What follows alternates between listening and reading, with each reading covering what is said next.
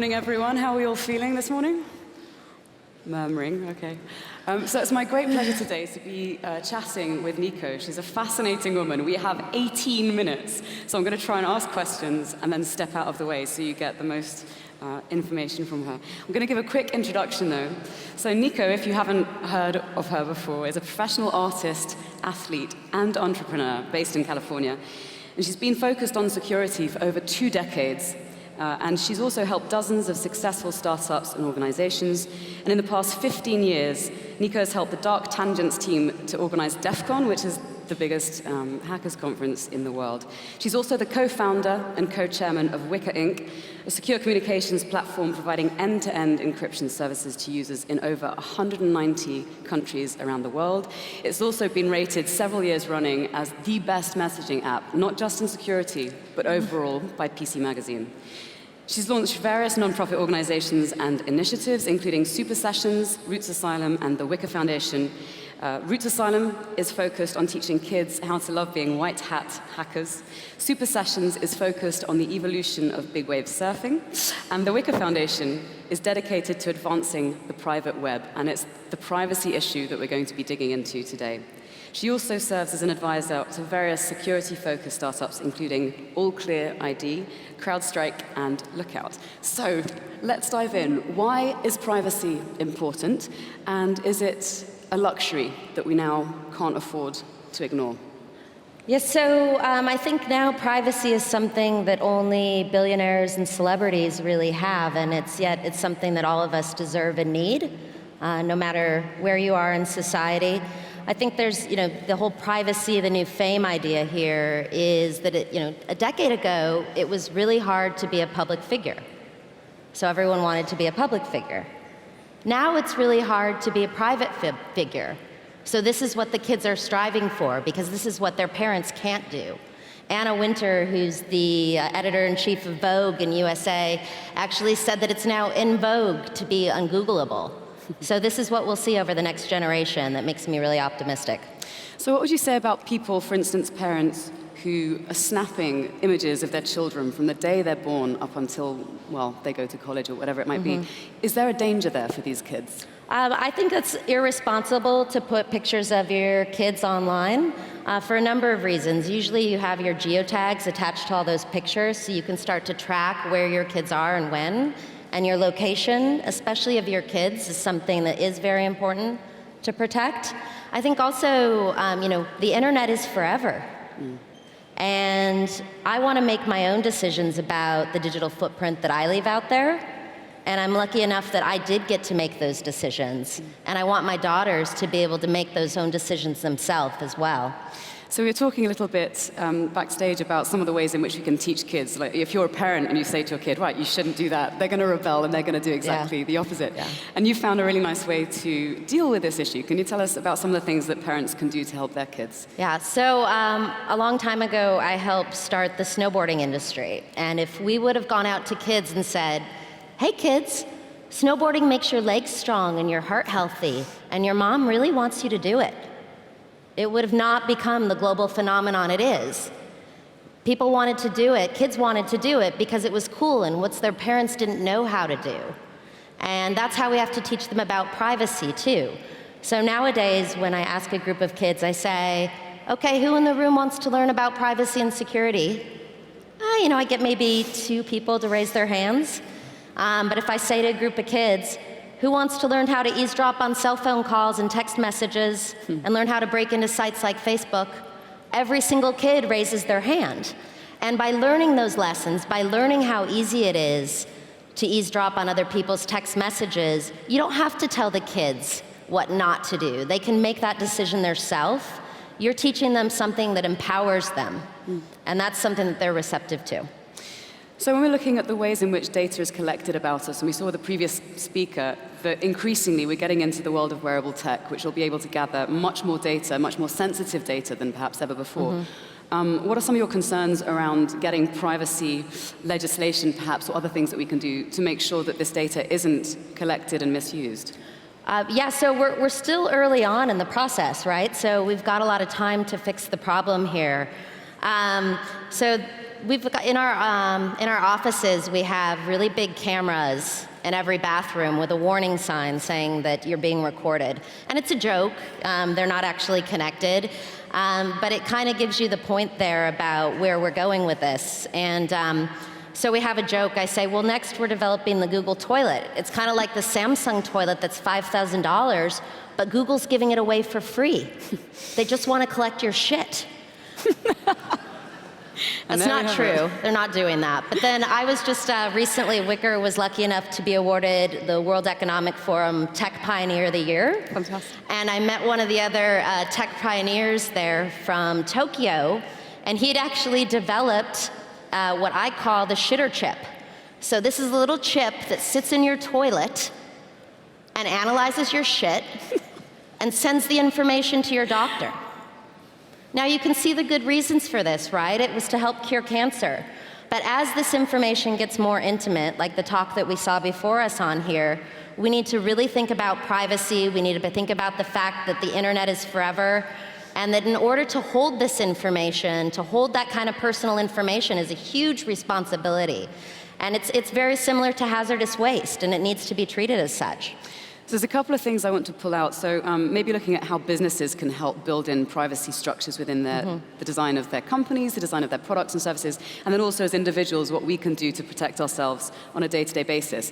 Now, I know that you have one of the biggest hacker budgets in the tech or maybe other industries. Can you tell us why you have this budget and what you use it for? So Wickr is the #1 most secure messaging app in the world. We're the only one that claims they're secure that has never had a 0 day. And this isn't because we're perfect. It's because we enlist hackers and use them on our side. So we have the largest bug bounty in the world. We offer hackers $200,000 if they help us find a hole in our system that would compromise our users and some way to fix it. And then we also hire hackers constantly to be hacking us all the time. And this is something that every single corporation should do, right? We're a tiny little company, and we spend over $1 million a year on hackers. And every company needs to be doing this. Hackers are your best friends, and you want them on your side, and all of us need to engage with them and bring them in. So in terms of looking at the human element, because often we heard from Chris Hadnagy, who does lots of social engineering stuff at DEF CON, often it's the human link in the chain that's the weakest point. What can we do about that kind of thing within companies? Yeah, so what I did, Chris Hadnagy, who runs the social engineering contest, has just taught me amazing things. And with his contest that he runs, they're able to get 100% of the targets 100% of the time, using two main, very high-tech tools, the phone and Facebook. Because you can think about how you're able to manipulate someone with the information that you leave out there on Facebook. And so one of the things that I've done is I let everyone know that we were potentially being socially engineered at any time. And that puts people on edge a little bit and gets them thinking about it, right? When someone calls you and says that they're the guy in the cubicle 5 doors down or at the department level below and they need some information, think about it before you give them information and answer the questions. If someone tries to sneak in the door behind you, don't let them in. Everybody's job is security, not just the security people at the company. So when we're talking about high-stake businesses, obviously there's a lot of investment to be made there to protect the business itself and the infrastructure. But when we're talking about startups, and I know a lot of us in this room are entrepreneurs, what are some of the incentives for us building in measures where we're not collecting all our customers' data? How can we get people to start dealing with that? So there's a lot of conversation in the Valley right now about, are we in a bubble? I don't think we're in a bubble because all of the security company or all of the startups that I work with are actually very careful about every penny that they spend. But I do believe that we're in the middle of a big data bubble. Society and companies are hoarding data, hoarding personal information because they might be able to use it later. And eventually we're going to reach a tipping point where hoarding that data is actually going to cost your company more than the benefit of having it, as we recently saw with Ashley Madison. This is not the last company to go down for the data that it was holding. So seriously think about the data that you have. At Wickr, we run a zero-knowledge system. So we have no data. We don't know who our users are, who they're talking to, when or how often. So my security team doesn't need to be that big because we don't have a lot of data to protect. And it's very efficient. So you're actually saving money on security measures. Yep. Excellent. So cost-saving tip. One of the other things I want to mention briefly, recently there was an issue with JavaBit and Silent Circle in terms of the government trying to get access to their information. And there are certain things that they were doing that meant that they were more at risk at that kind of intervention. Can you tell us a bit about that? Yeah, that was a really scary day when two of my competitors, well, LavaBit shut down completely, and Silent Circle had to shutter some of their services. And I spent all day on the phone with my lawyers and with the EFF in trying to figure out what we needed to do in this situation. And the good news about Wickr is that we weren't holding any keys, and we weren't holding any personal data. So when the government comes to us and asks us for help, we say, hey, we'll give you everything we can, but I'm sorry, we can't help you. We don't have anything. So we didn't have to shut down on that day. Instead, what we did is we were the first company to put a warrant canary in our transparency report. This is an idea that we got from the librarians in the United States in the 1970s. Essentially, the FBI was going around and asking for people's book records to see if they were a subversive threat to the United States. And librarians, well, they have a very high moral authority, and they're a close community. And some of the librarians had been gagged.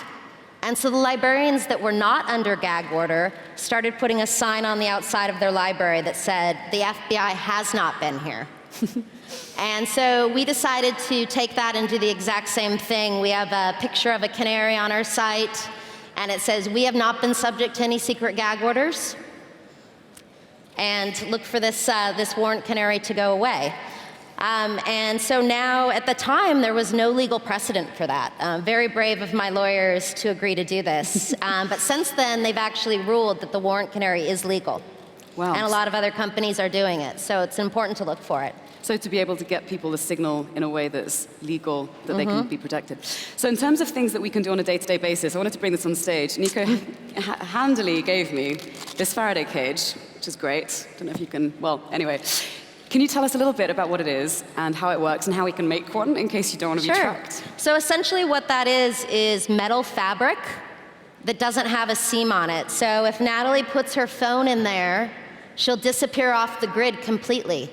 There's no other way to do that right now with an Apple phone, right? GPS is tracking you at every single moment.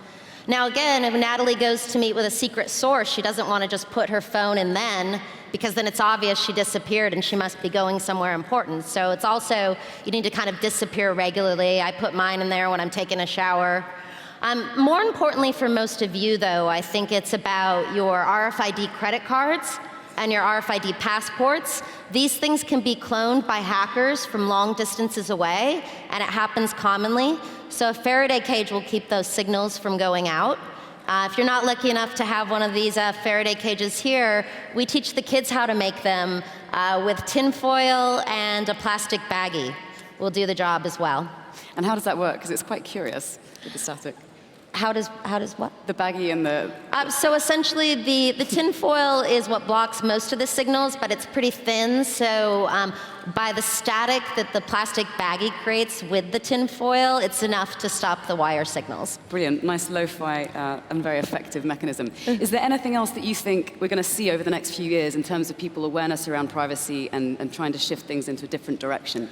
Yeah, so I think that the last decade was really about society building out what I call the public web. Companies like Facebook and Twitter and Google, and they've done an amazing job at bringing us together as society, and they're a great publishing and marketing tool. But that's only one half of the brain.